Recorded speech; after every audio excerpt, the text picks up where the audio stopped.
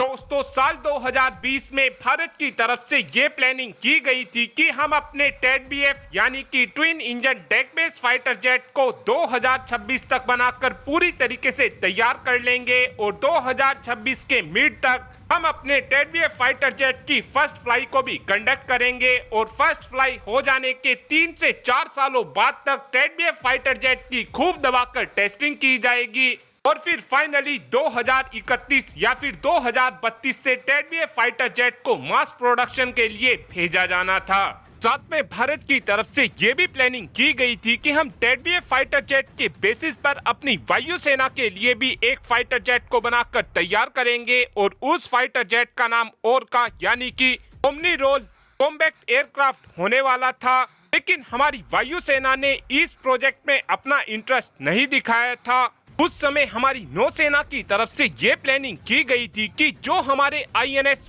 विक्रांत का follow on order दिया जाएगा हम उसी एयरक्राफ्ट कैरियर पर अपने नए टेड-बीएफ फाइटर जेट को तैनात करेंगे। किसी भी एयरक्राफ्ट कैरियर को बनाने में 5 से 7 सालों का समय काफी आसानी से लग जाता है और उस समय उम्मीद इस बात की जा रही थी कि जब हमारे आईएनएस विक्रांत का फॉलो ऑन ऑर्डर पूरा हो जाएगा जब तक हमारी नौसेना के लिए टेड-बीएफ फाइटर जेट भी पूरी तरीके से बनकर तैयार हो जाएगा। इस समय देखा जाए तो हमारी नौसेना के पास 2 एयरक्राफ्ट कैरियर मौजूद हैं, जिसमें से पहले एयरक्राफ्ट कैरियर का नाम आईएनएस विक्रमादित्य है और दूसरे एयरक्राफ्ट कैरियर का नाम आईएनएस विक्रांत है। इस समय जो हमारे पास आईएनएस विक्रमादित्य है उसके ऊपर हमने मिग-29 फाइटर जेट को तैनात कर रखा है, लेकिन इस समय जो हमारा आईएनएस विक्रांत है उसके ऊपर हमने किसी भी फाइटर जेट को तैनात नहीं कर रखा है। इसी बात को देखते हुए भारत ने फ्रांस से 26 रफाल मरीन को खरीदने का फैसला लिया है। भारत और फ्रांस के बीच जल्द ही 26 रफाल मरीन की डील को भी साइन कर लिया जाएगा, लेकिन अभी तक हमारे तीसरे एयरक्राफ्ट कैरियर को अप्रूवल नहीं दिया गया है,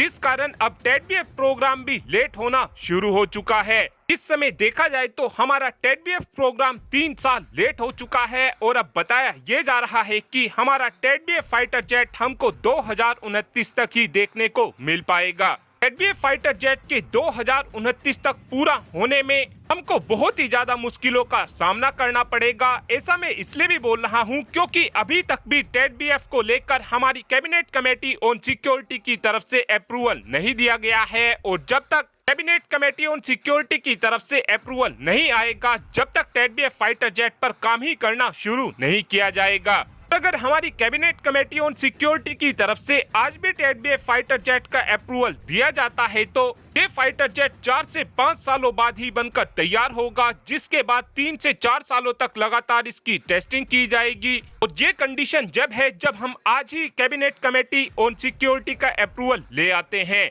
और इतना हमारा टेड-बीएफ फाइटर जेट बनकर तैयार होगा, इतना हमारे मिग-29 फाइटर जेट को भी रिटायर करने का समय आ जाएगा। और अगर इस प्रोग्राम में अब और अधिक लेट होता है तो हमको भविष्य में फिर से एक बार अमेरिका या फिर फ्रांस के सामने फाइटर जेट को लेकर हाथ फैलाना पड़ेगा। और अब आप ही कमेंट कर बता सकते हैं कि क्या कैबिनेट कमेटी ऑन सिक्योरिटी को तुरंत ही टेड-बीएफ फाइटर जेट का अप्रूवल देना चाहिए, हाँ या फिर ना। इस बात का आंसर आप कमेंट बॉक्स में दे सकते हैं। Thanks for watching this video. Have a good day.